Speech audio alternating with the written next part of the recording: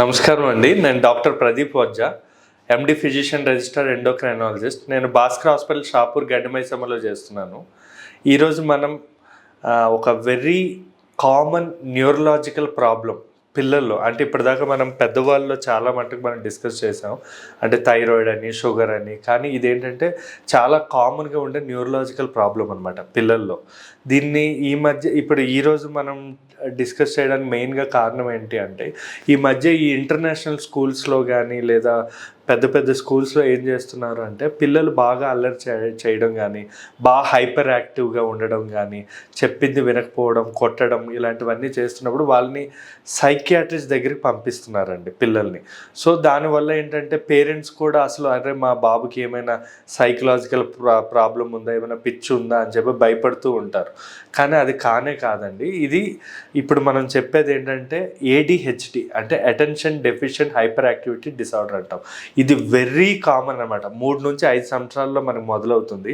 పిల్లలు దీనిలో ఏం చేస్తూ ఉంటారంటే ఎక్కువగా అల్లరి చేయడం, 24 గంటలు అల్లరి చేయడం, వీడిని కొట్టడం, లేదా వాళ్ళు హైపర్ ఎగ్జైట్ అయ్యి వాళ్ళే దెబ్బలు తగిలించుకోవడం కానీ, క్లాస్లో ఫోకస్ అంటే లెసన్స్ మీద కానీ, టీచర్ చెప్పేది వినకపోవడం, పగటి కళ్ళు కండం, ఇలాంటి సిమ్టమ్స్ అన్నీ ఈ హైపర్ యాక్టివిటీ డిసార్డర్లో ఉంటుంది. దీన్ని ఏమన్నా ఏడిహెచ్డి అంటాం, attention deficient hyper activity disorder అని కూడా అంటాం. తెలుగులో మనం ఏకాగ్రత లోపం అని కూడా మనం దీన్ని అనొచ్చు.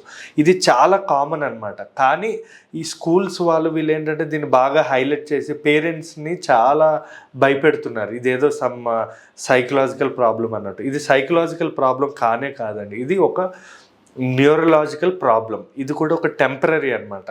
మనకి 4 to 5 ఇయర్స్లో మొదలయ్యి 12 ఇయర్స్కి అంటే మెచ్యూరిటీ అయ్యాక ప్రతి ఒక్కరూ నార్మల్ అయిపోతూ ఉంటారు. ఇది మనకి అవుట్ ఆఫ్ 10 మందిలో 3 పిల్లలకి ఈ మధ్య పిల్లలకైతే చాలా కామన్గా ఉంటుంది హైపర్ యాక్టివ్ డిసార్డర్ అనేది. కానీ ఈ హైపర్ యాక్టివ్ డిసార్డర్కి పేరెంట్స్కి కౌన్సిలింగ్ అనేది ఎంత ఇంపార్టెంటో, పేరెంట్స్కి కంటే వెరీ ఇంపార్టెంట్ ఎవరంటే టీచర్స్కి కౌన్సిలింగ్ అనేది వెరీ ఇంపార్టెంట్. వాళ్ళకి ముందు తెలియాలి పిల్లల్ని ఎలా చూసుకోవాలని. అల్లరి చేస్తున్నారు కదా అని చెప్పి సైకియాట్రిస్ట్ దగ్గరకో సైకాలజిస్ట్ దగ్గరకో పంపించడం అనేది కరెక్ట్ కాదు. ఫస్ట్ వాళ్ళు హ్యాండిల్ చేయగలుగుతున్నారా లేదా, చేయలేకపోయినప్పుడు అప్పుడు అంటే మరీ డేంజరస్గా, అంటే అవతల వాళ్ళకి ఏమైనా ప్రాణానికి ప్రమాదం ఇలాంటివి అనిపించినప్పుడే సైకియాట్రిస్ట్ దగ్గరికి కానీ సైకాలజిస్ట్ దగ్గరికి కానీ పంపించాలి. అంతేగాని ఈ ఏడిహెచ్డి హైపర్ యాక్టివిటీ డిసార్డర్ ఉందని చిన్నగా, అంటే పిల్లలు చిన్నగా అల్లరి చేసినా కూడా పంపించేస్తున్నారు. కానీ పేరెంట్స్ వచ్చి మాత్రం చాలా భయపడుతున్నారు అనమాట. అంటే మా పిల్లలు, అంటే వాళ్ళకి ఏం తెలియదు కదా సైకలాజికల్ ప్రాబ్లం ఉందా, ఫ్యూచర్ ఎలా ఉంటుంది, లేదా ఏమైనా ఫ్యూచర్లో అభివృద్ధి ఆటంకం కలిగే అవకాశం ఉందా అని చెప్పి చాలామంది భయపడుతున్నారు. కాబట్టి ఈరోజు నేను దీని గురించి డిస్కస్ చేద్దాం అనుకున్నాను. ఇది అసలు నిజంగానే ప్రాబ్లమా, దీనికి ట్రీట్మెంట్ ఉంటుందా, దీనిలో అసలు ఏ లక్షణాలు ఉంటాయి అనేది మనం కరెక్ట్గా మనం ఈరోజు డిస్కస్ చేద్దామండి. ఇప్పుడు ఈ ఏకాగ్రత లోపం ఏడిహెచ్డిలో ఉండే లక్షణాలు ఏంటి? మెయిన్గా మనకి ఫస్ట్ కనబడే లక్షణం ఏంటంటే ఈ పిల్లల్లో ఫోకస్ అనేది ఉండదు. అంటే టీచర్స్ చెప్పేటప్పుడు వాళ్ళు ఏం చేస్తారంటే అసలు యాక్చువల్ ఐ కాంటాక్ట్, అంటే మీ కళ్ళల్లో కళ్ళు పెట్టి కూడా మాట్లాడరు. మేబీ వాళ్ళ పేరెంట్స్తో ఐ కాంటాక్ట్ ఉండొచ్చు, కానీ వేరే పిల్లలతో అయితే ఐ కాంటాక్ట్ ఉండదు, టీచర్తో కూడా ఐ కాంటాక్ట్ ఉండదు. వీళ్ళు ఎప్పుడు కూడా పగటి కళ్ళు కంటూ ఉంటారు. అంటే వీళ్ళు చాలా ఇంటెలిజెంట్ పిల్లలే, అంటే తెలివి చాలా ఉంటుంది కానీ ఫోకస్ ఉండదు. అంటే టీచర్ చెప్పే లెసన్ మీద వాళ్ళకి ఏకాగ్రత అనేది ఉండదన్నమాట. సో వీళ్ళు ఇంకొక లక్షణం ఏంటంటే వీళ్ళు ఎక్కువగా వేరే పిల్లలతో ఫ్రెండ్షిప్ ఏమీ చేయరు అనమాట. వాళ్ళే ఆడుకుంటూ ఉంటారు. ఏదో జస్ట్ ఒక టాయ్ లాంటిది పట్టుకొని వాళ్ళే ఆడుకోవడం కానీ ఇలాంటివి చేస్తూ ఉంటారు. ఇంకా మనకి ఇంట్లో కనబడే సిమ్టమ్ ఏంటంటే బెడ్ వెట్టింగ్, అంటే పడుకునేటప్పుడు 6, 7, 8 ఇయర్స్ అయినా కూడా మనకి బెడ్లో యూరినేట్ చేయడం, అంటే టాయిలెట్ చేయడం, అంటే వాళ్ళకి తెలియకుండానే, కావాలని కాదు, ఈ యూరినేట్ చేయడం అనేది ఇవన్నీ కూడా వాళ్ళకి జరుగుతూ ఉంటుంది. వీళ్ళు ఏంటంటే చాలా విషయాలు మర్చిపోతూ ఉంటారు. ఎందుకంటే ఇంట్రెస్ట్ ఉండదు గుర్తుపెట్టుకోవాలని, తెలివి అనేది ఉంటుంది కానీ దేని మీద ఇంట్రెస్ట్ లేకపోవడం వల్ల చాలా విషయాలు వీళ్ళు మర్చిపోతూ ఉంటారనమాట. And at the same time వీళ్ళు గట్టిగా అరవడం కానీ రిస్క్ తీసుకుంటూ ఉంటారు. అంటే ఏదైనా గోడల మీద నుంచి దూకడం, అంటే ఇప్పుడు ఫర్ ఎగ్జాంపుల్ ఇప్పుడు 4 feet నుంచి దూకాడు కిందకి, నెక్స్ట్ టైం 6 feet ట్రై చేస్తాడనమాట. 6 అడుగుల నుంచి దూకడం, లేదా 8 అడుగుల నుంచి దూకడం, లేదా స్పైడర్ మ్యాన్, శక్తిమాన్, ఇలా ఏవో సమ్ బ్రెయిన్లో ఎప్పుడు ఏవో ఒకటి రన్ అవుతూ ఉంటాయన్నమాట ఈ పిల్లల్లో. సో ఇవన్నీ కూడా వెరీ కామన్. కాకపోతే మితిమీరి ఉండకూడదు అనమాట. అంటే మరీ ఏదో మేడబెన్ను దూకాలనుకోవడం, ఇలాంటి సిమ్టమ్స్ ఉంటే మాత్రం ఖచ్చితంగా ఈ పిల్లల్ని తీసుకురావాలండి. ఇంకోటి వీళ్ళలో కౌన్సిలింగ్ వల్ల వీళ్ళు చాలా చురుగ్గా ఉంటారు. వాళ్ళకి ఏం ఇంట్రెస్ట్ అన్నది మనం తెలుసుకొని దానికి తగ్గట్టు వీళ్ళకి మనం ట్రీట్మెంట్ ఇవ్వాలి. వీళ్ళు నిద్ర కూడా చూసుకుంటే వేరే పిల్లలు మినిమం 9 గంటలు పడుకుంటే ఈ పిల్లలు 5 నుంచి 6 గంటలే నిద్రపోతారు. ఎక్కువ నిద్రపోరు, బలంగా గట్టిగా ఉంటారు, బక్కగా ఉంటారు.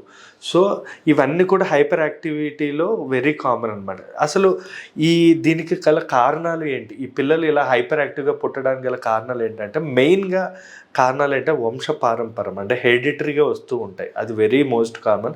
తర్వాత కామన్ ఏంటంటే ప్రెగ్నెన్సీ టైంలో మదర్ బాగా ఏమంటారు ఎక్కువ స్ట్రెస్కి గురవ్వడం, ఎక్కువ ఏడవడం, ఇలాంటి ప్రెగ్నెన్సీ టైంలో ఎప్పుడు మదర్ హ్యాపీగా ఉండాలి. ఎక్కువగా స్ట్రెస్కి గురవ్వడం, ఇలాంటి పిల్లలు కూడా ఎక్కువ హైపర్ యాక్టివ్, లేదా లోయర్ సోషియో ఎకనామిక్ స్టేటస్ అంటాం. అంటే కొంచెం అంటే ప్రెగ్నెన్సీ టైంలో ఎక్కువ సరిగా పోషక ఆహారాలు తీసుకోకపోవడం, లేదా పుట్టిన వెంటనే బేబీ ఏడవకపోవడం, లేదా పుట్టిన వెంటనే బేబీకి సరిగా ఆక్సిజన్ అందకపోవడం, తక్కువ వెయిట్ పుట్టడం, ముందుగానే లేదా ప్రీమెచ్యూర్ బేబీస్ అంటాం అనమాట, ముందుగానే పుట్టేయడం, లేదా బరువు తక్కువగా పుట్టడం బేబీ, ఇలాంటివన్నీ ఉన్నప్పుడు ఏంటంటే ఇలాంటి బేబీస్ కొంచెం హైపర్ యాక్టివ్, అంటే ఎక్కువగా మాటలు రావు కానీ హైపర్ యాక్టివ్గా ఉండే అవకాశాలు చాలా ఉంటాయి. అండ్ దీనికి అస్సలు మనం భయపడాల్సిన అవసరం లేదండి. ఇది పెరుగుతున్న కొద్దీ బాగా ఎక్కువ ఉంటే 4 నుంచి 6 సంవత్సరాల లోపల ట్రీట్మెంట్ ఇస్తే కంప్లీట్గా నార్మల్ అయిపోతారు అనమాట. కొన్ని సిరప్స్ ఉంటాయి కామ్ డౌన్ అవ్వడానికి, రిలాక్స్ అవ్వడానికి, యాంగ్జైటీ లెవెల్స్ తగ్గడానికి. ఆ సిరప్స్ ఇవ్వడం వల్ల, లేదా కొన్ని రకమైన చెప్పా కదండి కౌన్సిలింగ్, పేరెంట్స్కి కౌన్సిలింగ్, బేబీకి అంటే కౌన్సిలింగ్ ఇవ్వలేము కాబట్టి parents and teachers counselling. Teachers అంటే అందరికీ కలిపి ఇవ్వాలి, ఎందుకంటే ఖచ్చితంగా 100 మంది పిల్లల్లో కనీసం ఒక 10-20 మంది పిల్లలనే హైపర్ యాక్టివ్ పిల్లలు ఉంటారు. వాళ్ళని ఎలా చూసుకోవాలి అన్నది టీచర్స్ కూడా కౌన్సిలింగ్ అనేది ఇంపార్టెంట్. సో ఇలాంటివన్నవి చాలా ఇంపార్టెంట్. ఇంకొకటి ఏంటంటే ఈ ADHD ఉండే పిల్లలు కొన్ని అలవాట్లు ఉంటాయి అన్నమాట.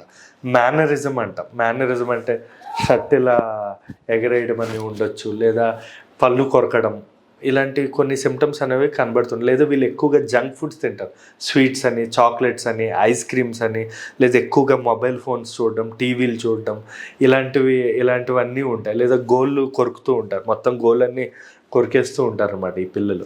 ఇలాంటివి కూడా మనకు కొన్ని సిమ్టమ్స్ కనబడతాయి. ఇలాంటివన్నీ మనం చూసుకొని అకార్డింగ్ టు దట్ మనం ట్రీట్మెంట్ ఇచ్చుకోవాల్సి ఉంటుంది. లైక్ కామ్ డౌన్ అవడానికి, లేదా వాళ్ళు హైపర్ యాక్టివిటీ, అంటే బెడ్ వెట్టింగ్ లెవెల్ ఇలాంటివి ఉంటే మెథైల్ఫెనిడియేట్ అని, కాన్సన్ట్రేషన్ పెరగడానికి యాంఫెటమైన్స్ అని, మెమరీ పెరగడానికి న్యూరోజన్ అని చెప్పి, అంటే మెమరీకి సంబంధించిన ట్యాబ్లెట్స్ ఇవన్నీ వాడుకుంటే సరిపోతుందండి. Thank you.